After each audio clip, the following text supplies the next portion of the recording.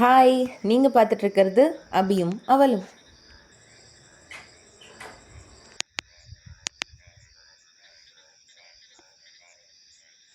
இங்கே என்ன பண்ணுறீங்க? சரி வாங்க உள்ளே போகலாம்.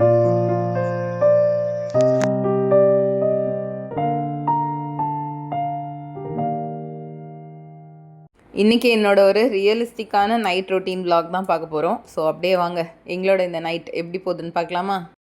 எப்போவும் ஸ்நாக்ஸ் சாப்பிட்டு முடிச்சதுக்கப்புறமா ஒரு ½ அன் ஹவர் வந்து எனக்கு பிரேக் டைம். அந்த டைமில் வந்து நான் ரெஸ்ட் எடுக்கலாம், இல்லை சும்மா மொபைல் ஸ்க்ரோல் பண்ணிகிட்ருக்கலாம், இல்லைனா டிவி பார்க்கலாம்.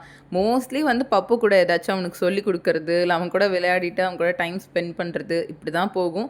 அப்படியே சைடில் வந்து டிவி பார்க்குறது, மொபைல் ஸ்க்ரோல் பண்ணுறது, அப்படின்னு என்னென்ன வேலைலாம் எனக்கு பண்ணுமோ அதையும் வந்து செஞ்சுருவேன்.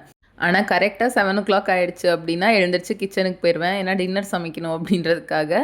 ஆனால் இன்றைக்கி வந்து 8 o'clock கிட்ட ஆக போகுது, இன்னும் நான் எழுந்திரிக்கவே இல்லை, அப்படியே சில் பண்ணிகிட்ருக்கேன். ஏன்னா நான் இன்றைக்கி சமைக்க தேவையில்லை.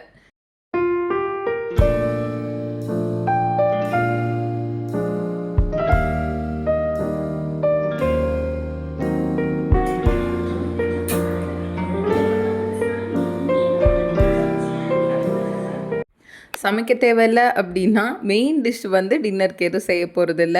ஏன்னா மத்தியானம் வச்ச சாம்பார் வந்து அப்படியே இருக்குது. அதனால தோசை மட்டும் செஞ்சுட்டு அந்த சாம்பார் கூட வச்சு மேனேஜ் பண்ண போகிறோம். நான் ரியலிஸ்டிக்கான ஒரு நைட் ரொட்டீன் அப்படின்னு சொல்லும் போதே உங்களுக்கு தெரிஞ்சிருக்கணும். நான் வீடியோக்காக இன்றைக்கி எதுவுமே பண்ணலை. லிட்ரலி கிச்சன் கூட மெஸ்ஸியாக அப்படியே தான் இருக்குது. அண்ட் தென் வீட்டில் நான் என்ன ரெகுலராக சாப்பிடுவேன், என்ன செய்வேன், இதை பற்றி அப்படியே உங்களுக்கு காட்டணும் அப்படின்னு நினச்சேன். அதனால தான் இந்த வீடியோவே.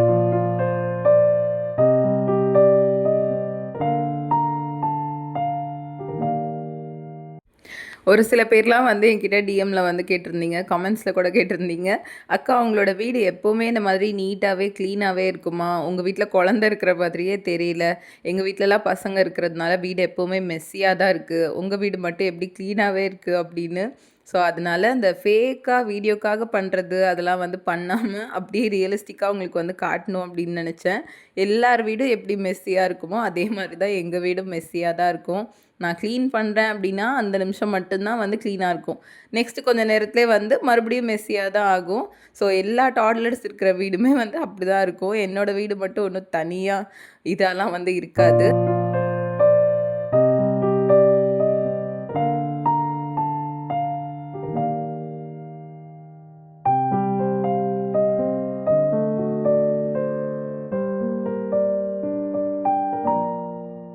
இப்போ கொஞ்ச நாள் முன்னாடி நான் வந்து சொன்னேன்ல, ஏர்லியாக வந்து சாப்பிட்டு ஏர்லியாக தூங்க போகணும் அப்படின்னு. அதுக்கு நானும் ரொம்ப நாளாக ட்ரை பண்ணிட்டு தான் இருந்தேன். பட் ஸ்டில் என்னால் சுத்தமாக முடியல. டின்னர் சாப்பிட்றதுக்கு எப்படி இருந்தாலும் 8:30 ஆகிடுது. அதுக்கும் கீழேனா ஒரு 7:30 8 o'clock கண்டிப்பாக ஆயிடுது. அதுவும் நான் இந்த மாதிரி ரெஸ்ட்லாம் எடுக்கிறேன், கொஞ்சம் நேரம் வந்து டிவி பார்க்குறேன் அப்படின்னா கண்டிப்பாக 8:30 ஆகிடுது. அதுக்கப்புறம் நான் கிச்சன்லாம் க்ளீன் பண்ணிவிட்டு தூங்க போகணுன்னா ஆப்வியஸ்லி 10 ஆகிடும். இந்த மாதிரி தான் இப்போதைக்கு போயிட்டுருக்கு.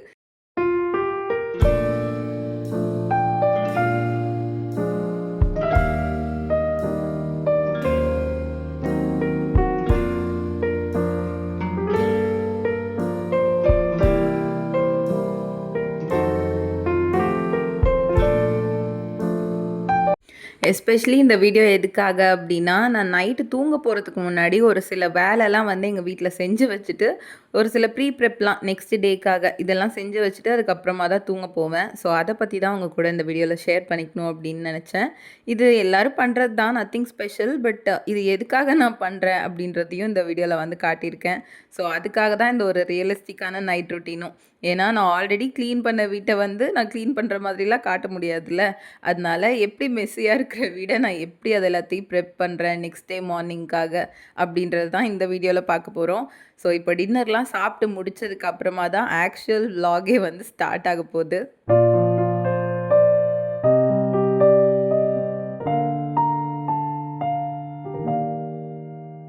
சாப்பிட்டு முடிக்கிறதுக்கே ஒரு 8:30 ஆயிரும் அப்படின்னு சொன்னேன்ல. ஆனால் இன்றைக்கி பப்பு பண்ண வேலைக்கு நாங்கள் சாப்பிட்டு முடிக்கிறதுக்கே 9 o'clock மேலே ஆயிடுச்சு.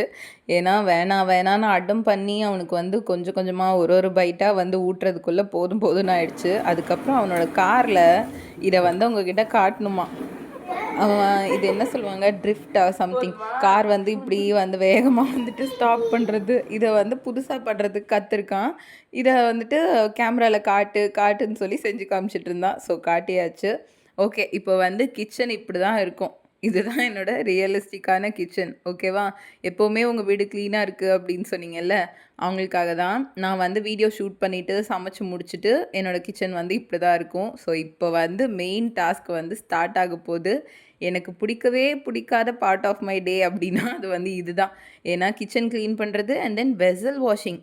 க்ளீனிங் கூட பரவாயில்ல, வெசல் வாஷிங் தான் எனக்கு சுத்தமாக வந்து பிடிக்காத ஒரு விஷயமே. பட் இப்போ அது வேறு வழி இல்லை, அதை தான் செய்ய போகிறேன்.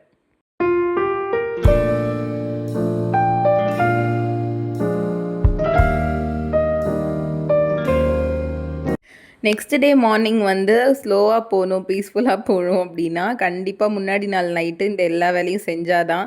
இல்லைனா மார்னிங் வந்து சிங்க்கெல்லாம் வந்து இந்த மாதிரி பார்க்க முடியாது. முதல் நாள் நைட்டே வந்து சிங்க்கில் இருக்கிற பாத்திரம் ஃபுல்லாக வந்து வாஷ் பண்ணியிருக்கணும். And then counter top clean பண்ணியிருக்கணும், ஸ்டவ் அது இதுன்னு எல்லாத்தையுமே வந்து வாஷ் பண்ணணும். ஸோ இதுதான் என்னோடய ஃபஸ்ட்டு வேலை முன்னாடி நாள் நைட்டு நான் பண்ணுற ப்ரீ ப்ரெப்பில்.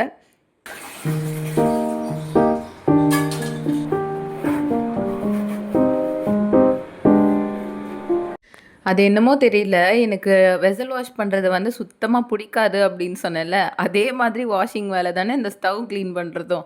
ஆனால் எனக்கு இது ரொம்ப பிடிக்கும். நான் வந்து பிடிச்சி செய்வேன் இந்த ஸ்டவ் க்ளீன் பண்ணுறது. ஒரு சில நாள்லாம் வந்து ஸ்டவ் அழுக்காகவே இருக்காது. ஏதாச்சும் சிம்பிளாக வந்து குக் பண்ணியிருப்பேன், இல்லை க்ளீனாக வந்து குக் பண்ணியிருப்பேன். சுத்தமாக வந்து அழுக்காகவே இருக்காது, அப்படியே ஸ்பாட்லெஸ்ஸாக இருக்கும். பட் அன்றைக்குமே நான் வந்து ஸ்டவ் வாஷ் பண்ணால் தான் எனக்கு ஒரு சாட்டிஸ்ஃபேக்ஷன். எனக்கு என்னமோ அந்த ஸ்டவ்வை க்ளீன் பண்ணுறது ஒரு சாட்டிஸ்ஃபைங்கான ஒரு வேலை.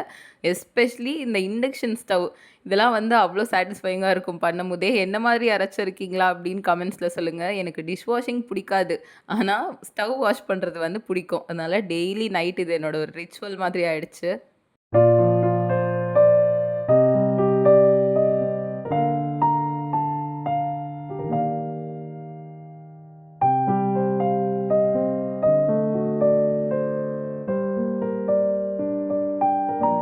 எனக்கு என்னமோ கிச்சனை ஃபுல்லாக வந்து க்ளீன் பண்ணி முடித்தா தான் அன்றைக்கி நைட்டு தூக்கமே வரும். இல்லைனா எனக்கு சுத்தமாக தூக்கமே வராது. அதனால ஃபஸ்ட்டு விஷயம் நான் ப்ரீ ப்ரெப் பண்ணுறது வந்து கிச்சனை க்ளீன் பண்ணுறது தான். இந்த க்ளீனிங் வேலைலாம் முடிஞ்சதுக்கப்புறமா சமைக்கிறதுக்கு தேவையானது ஏதாச்சும் ப்ரீ ப்ரிப்ரேஷன் ஒர்க்லாம் இருக்கும்ல. ஃபஸ்ட்லாம் நான் வந்து காயெல்லாம் கூட கட் பண்ணி வச்சிட்ருந்தேன் முன்னாடி நாள் நைட்டு டின்னருக்கு சமைக்கும் போதே. இப்போ வந்து கொஞ்ச நாளாக அதெல்லாம் வந்து பண்ணுறதில்ல. அதுக்கு பதிலாக ஏதாச்சும் சோக் பண்ணி வைக்கிறதெல்லாம் சோக் பண்ணுறது, இல்லைனா குக்கரில் வைக்க வேண்டியதெல்லாம் முன்னாடி நாள் நைட்டே வச்சிடுறது, இதை மட்டும் பண்ணிடுவேன்.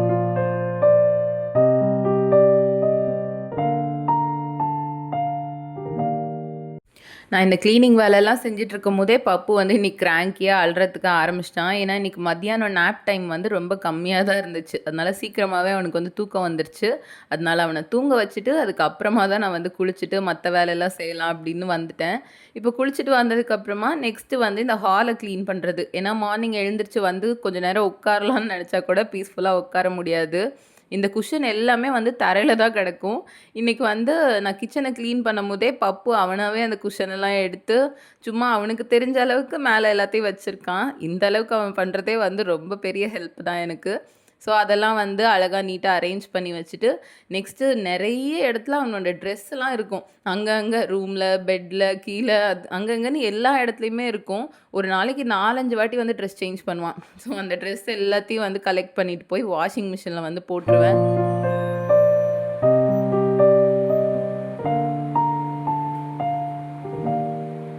நீங்கள் யாராச்சும் என்னை வந்து கமெண்ட்ஸ்லேயோ இல்லை டிஎம்லேயோ உங்கள் வீடு எப்போவுமே எப்படி க்ளீனாக இருக்குது அப்படின்னு கேட்கும்போது, அதுவும் எப்படி கேட்பாங்க அப்படின்னா, உங்கள் வீடு அழுக்கே ஆகாதா, குப்பையே ஆகாதா அப்படின்னு கேட்பாங்க.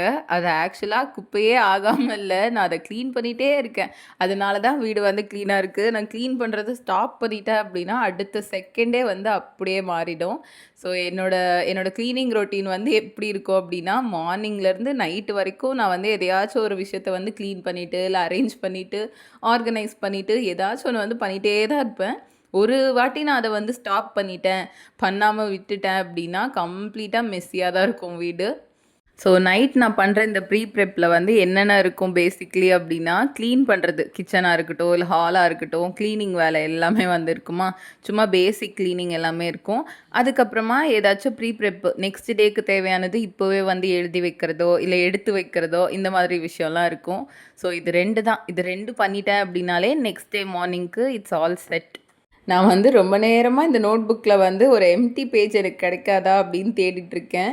இதில் தான் என்னோடய கான்டென்ட் ஐடியாஸ் எல்லாமே வந்து நான் நோட் பண்ணி எழுதி வச்சுப்பேன். இதில் ஒரு பேஜ் கூட விடாமல் எல்லா பேஜ்லேயுமே கிறுக்கி வச்சுருக்கான். ஸோ ரொம்ப நேரமாக தேடினதுக்கப்புறமா ஃபைனலி ஒரு பேஜ் கிடச்சிருச்சு. So finally after a long டே, ரொம்ப பிஸியான டேக்கு அப்புறம் ஃபைனலி கொஞ்சம் டைம் எனக்காக நான் வந்து ப்ளசண்ட்டாக அமைதியாக உட்காந்துருக்கிற டைம்னு சொன்னோன்னு தான் ஞாபகம் வருது. இப்போ டைம் என்ன தெரியுமா? 12:15 ஆக போகுது. ஸோ 12 o'clock மேலே அஃபீஷியலி என்னோட மீ டைமே வந்து இந்த 12 o'clock மேலே தான் அப்படின்ற மாதிரி ஆயிடுச்சு. நானும் ஏர்லியாக தூங்க போகணும், 9 மணிக்கெலாம் தூங்க போகணும், இல்லை 8 மணிக்கெலாம் சாப்பிட்டு முடிச்சிருக்கணும். அந்த மாதிரி நிறைய ட்ரை பண்ணிட்டேன். பட் ஸ்டில் அஃபிஷியலி என்னோடய மீ டைமெல்லாம் வந்து இந்த 12 o'clock மேலே இல்லை 1 o'clock மேலே அப்படி தான் இருக்குது. அதை நான் எப்படி மாற்றுறது அப்படின்னு எனக்கு இப்போ வரைக்கும் தெரியல. நான் கொஞ்சம் கொஞ்சமாக ட்ரை பண்ணுறேன். இப்போலாம் பரவாயில்ல. இப்போலாம் வந்து டெய்லி இந்த மாதிரி முடிச்சிருக்கிறது இல்லை. ஒரு 4 டேஸ்க்கு ஒன்ஸ் இல்லை 3 days ஒன்ஸ் அந்த மாதிரி ஒரு வீக்லி ட்வைஸ் மட்டும்தான் இந்த மாதிரி இருக்குது. மற்றபடி ஒரு 10-11க்குலாம் வந்து தூங்க போயிடுறது. ஸோ இன்றைக்கி மட்டும் நைட் வீடியோ அப்படின்றனால லேட் ஆகிடுச்சு. ஓகே, ஸோ இவ்வளோ நேரம் என்னோடய நைட் நான் என்னென்னலாம் வந்து ப்ரீ ப்ரெப் பண்ணுறேன், நெக்ஸ்ட் டேக்காக என்னென்னலாம் ப்ரீ ப்ரெப் பண்ணிவிட்டு அதுக்கப்புறமா தூங்க போகிறேன் அப்படின்னு வந்து காட்டியாச்சு. இதெல்லாம் எதுக்காக பண்ணுறேன் அப்படின்னு வந்து நான் இன்னும் சொல்லலைல்ல, அதை வந்து இப்போ சொல்லலான்ட்டு இருக்கேன். அதெல்லாம் எதுக்காக பண்ணுறேன் அப்படின்னா, நெக்ஸ்ட் டே மார்னிங் வந்து எனக்கு கொஞ்சம் பீஸ்ஃபுல்லாக போகும், கொஞ்சம் காமாக போகும்.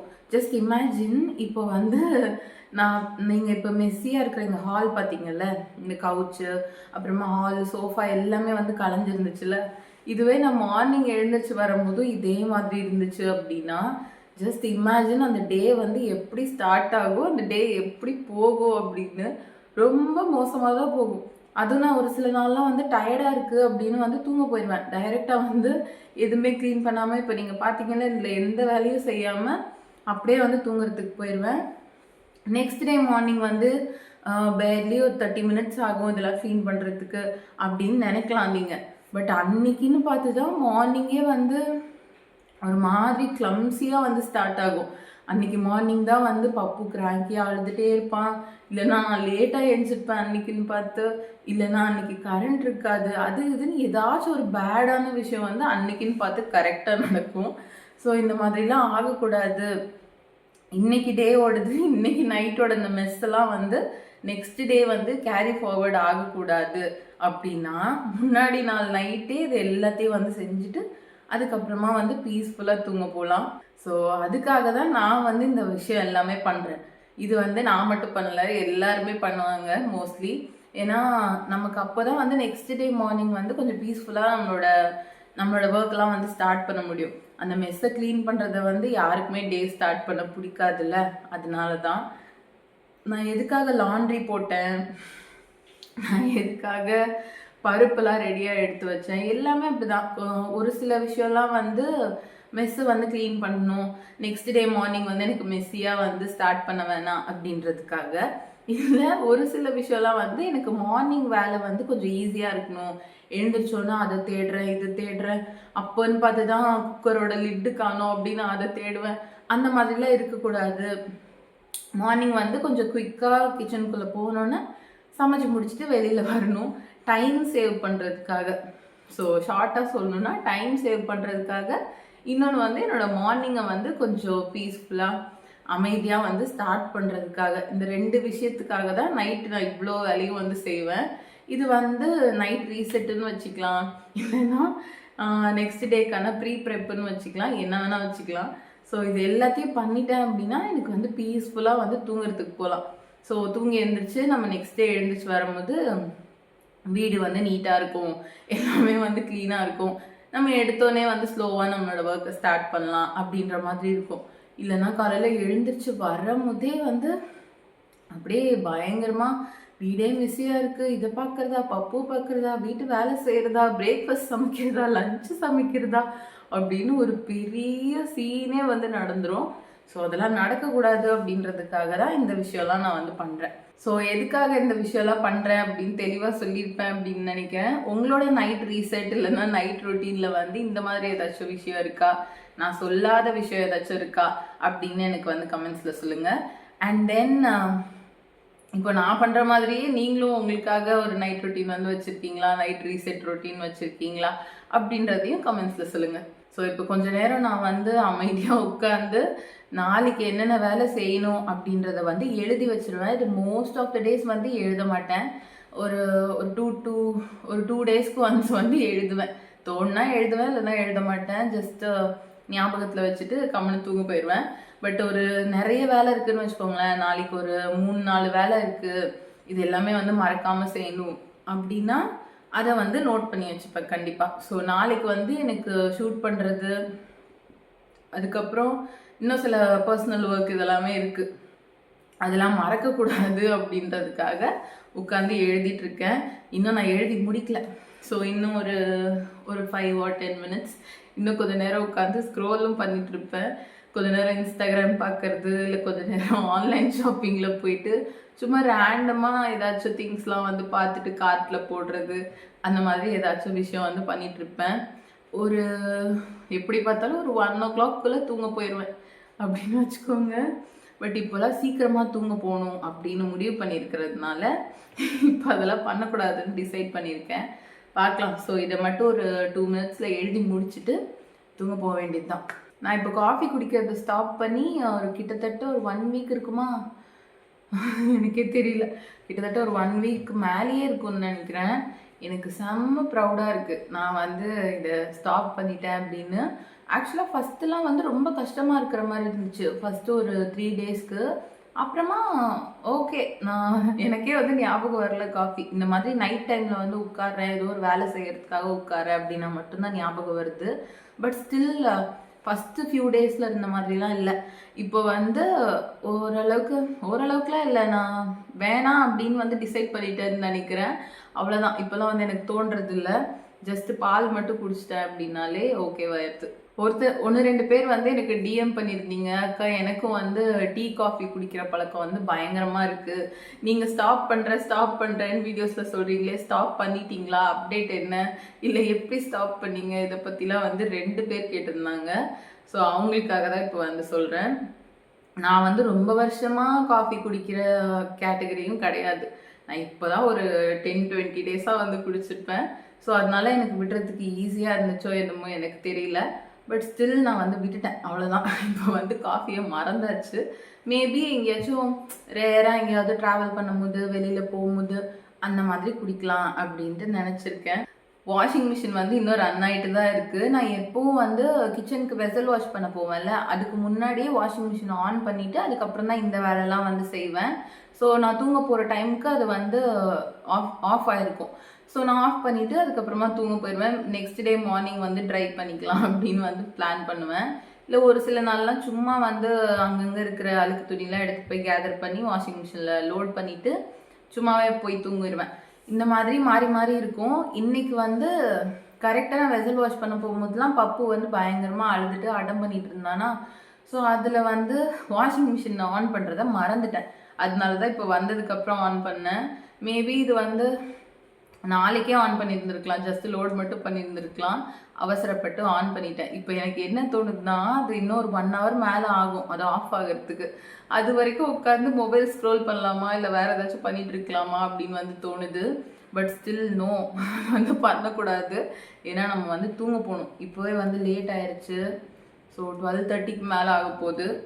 அவ்வளோதான். இதுக்கு மேலே வந்து முடிச்சிருந்தா காலையில் கண்டிப்பாக எழுந்திருக்க முடியாது. காலையில் 5 o'clock எழுந்திருக்கணும்.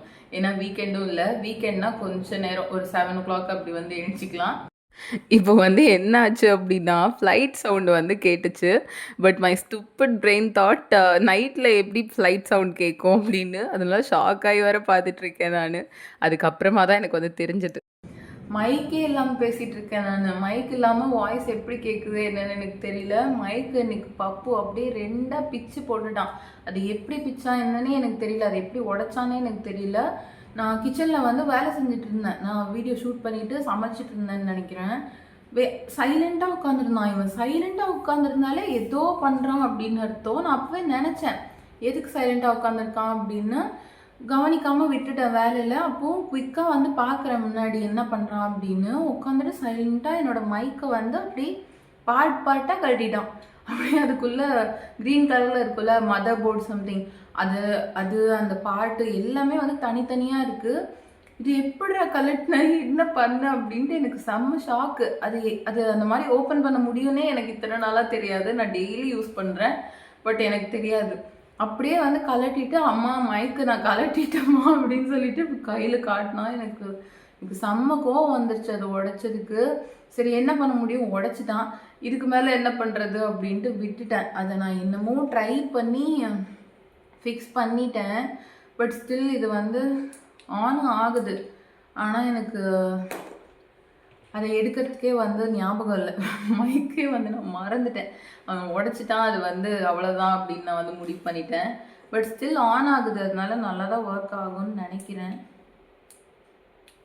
தெரியல, இது மார்னிங் பார்த்துக்கலாம். இப்போ உட்காந்தேன்னா அவ்வளோதான், இதுலேயே வந்து டைமை ஓட்டிடுவேன். ஸோ ஓகே, இன்றைக்கி அவ்வளோதான். ஸோ நான் இப்போ வந்து தூங்க போகிறேன். உங்கள் எல்லாருக்கும் குட் நைட். அண்ட் தென் இந்த வீடியோ உங்களுக்கு பிடிச்சிருக்கோ அப்படின்னு நினைக்கிறேன். பிடிச்சிருந்துச்சு அப்படின்னா நம்ம சேனலுக்கு சப்ஸ்கிரைப் பண்ணிக்கோங்க. நெக்ஸ்ட் இன்னொரு vlog வீடியோவில் மீட் பண்ணலாம். அது வரைக்கும் பாய்.